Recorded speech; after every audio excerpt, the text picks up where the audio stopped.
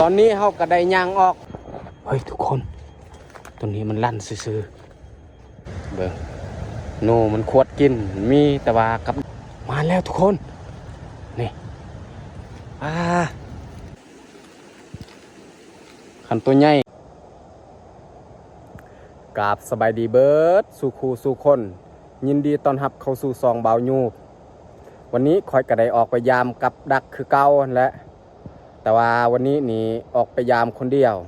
น้องแยกนี่บ่ได้มานำโอเคแต่ทุกคนสามารถติดตามการยามกับดักของเฮาในวันนี้ว่าสิมาหรือบอเฮาจะเริ่มยามอีกปรับทำอิฐที่เฮาใส่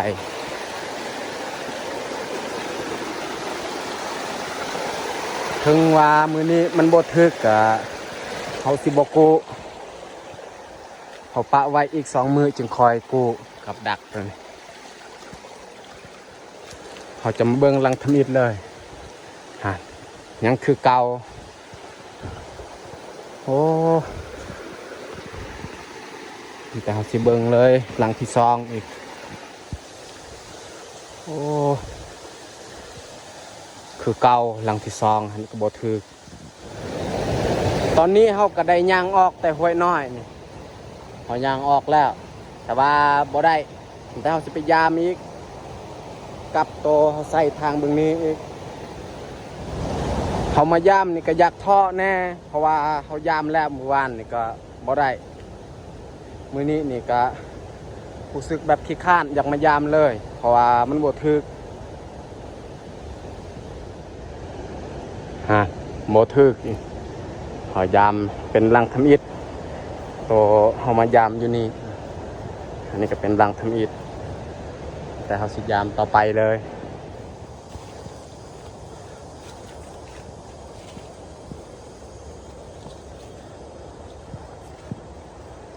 นี่ตัวนี้ก็ยังคือเก่าเห็นบ่โอ้บ่ได้แล้วนี่อยู่หันก็มีใส่หลังหนึ่ง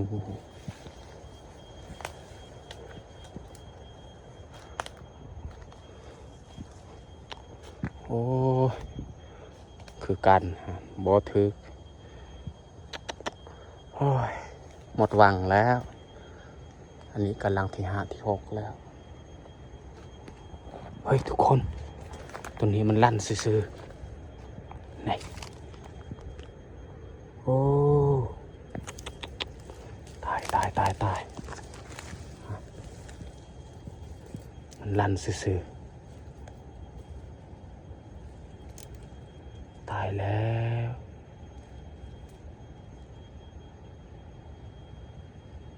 เอ้ามีคนโน่อีก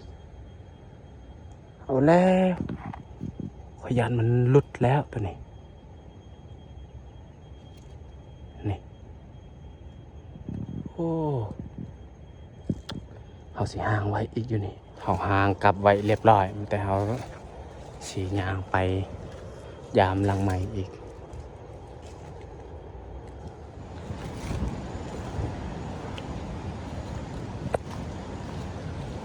โอ้ตายบ่ได้เลยนี่เขายามกับดักกับบ่ได้หนูบ่ถือโอ้หลังที่8บ่ได้อันนี้ก็ฮอดและบริเวณป่าไม้ไผ่เบิ่งโนมันขวดกินมีแต่ว่ากับดักเฮาใส่นี่มันบ่ถึกมันขวดกินหากไม้โอ้บ่ได้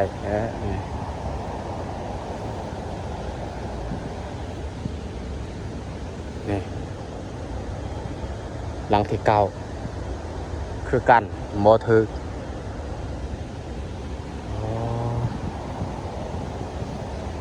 นี่แต่เราจะขึ้นไปเบิ่งเลยตัวอยู่เทิงนี่ตัวนี้นี่มันขวดกินไม้พี่น้องเอ้ยโอ้ยมาแล้วทุกคน อ่าได้แล้วพี่น้องเอ้ยตัวหนึ่งแล้วนี่โอ้เต็มหมดแล้วกินตัวหนึ่งแล้วพี่น้องเอ้ยคิดว่าบ่ได้เฮาก็อยากท่อนะตอนเฮายามไม่แต่เฮาสีแกะออกเลยแล้วห่างไว้บ่ใหญ่ปานใดเฮาปะไว้แล้วก็ห่างกลับไปก่อนเฮาห่างไว้เรียบร้อยได้ตัวหนึ่งแล้วพี่น้องเอ้ยแต่เฮาสิยามต่อพยานเขาได้แต่ตัวเดียวนี่แหละไม่แต่เขาสิยามต่อเลย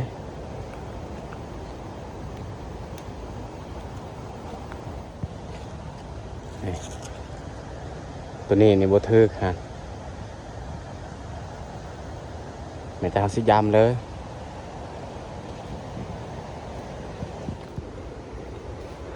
ตอนนี้เขายามกับดักของเขากับใกล้สุดยังประมาณ2-3 ลังแล้ว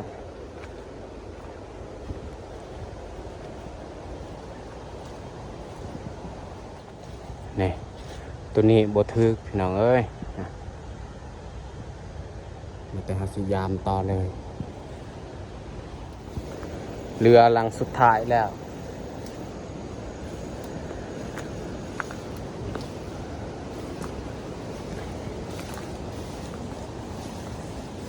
แต่เขาจะมาเบิ่งเลยลังสุดท้าย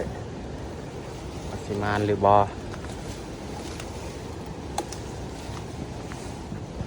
โอ้ลังสุดท้ายหมอทึกมันเน่าแล้วมันตอนตายแล้วเขาได้แต่ตัวเดียวนั่นแหละไม่แต่เขาสิยางเมื่อเลยเมื่อทางเก่านี่แหละตอนนี้เขาก็ได้ยางเมื่อเครื่องทางแล้วนะทางที่เขาใส่กับดักแต่ว่ายังบ่ทันฮอดห่วยน้อยที่เขาใส่3 ลัง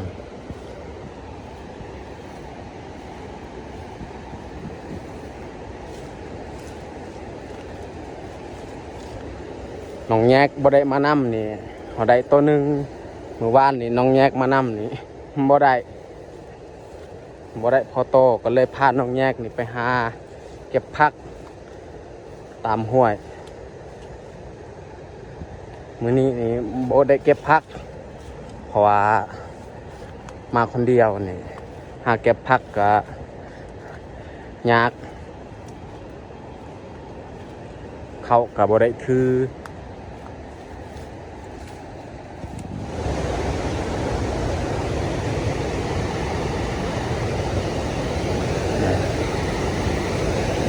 ฮอดห้วยน้อยแล้ว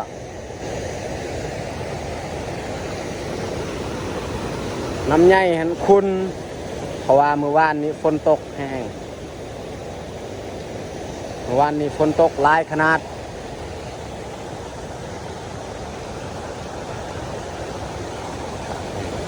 ห้วยตัวนี้ใส่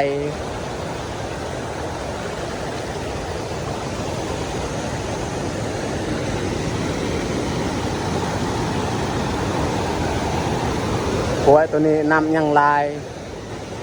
แต่เฮาสิยางเมื่อเลยอันนี้ก็คือเทียงไฮเก่า2-3 ปีหลัง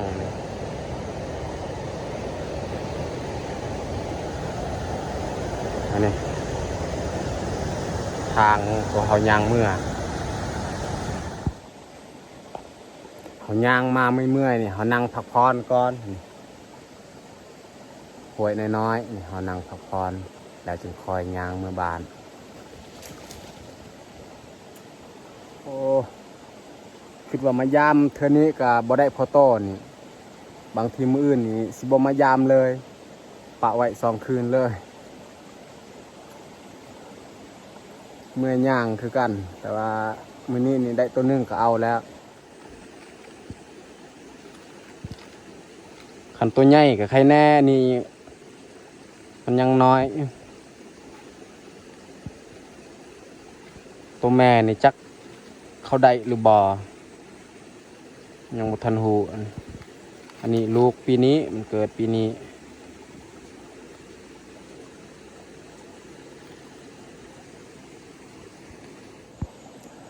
และสำหรับคลิปนี้ก็น่าจะจบลงอยู่นี่เลย และต้องขอขอบใจทุกคนที่เข้ามาเบิ่งมาชมแต่ต้นจนจบถ้ามักคลิปนี้ก็อย่าลืมกดไลค์กดแชร์เพื่อเป็นกำลังใจให้คอยได้เฮ็ดคลิปต่อไปบ๊ายบายเจอกันในคลิปต่อไป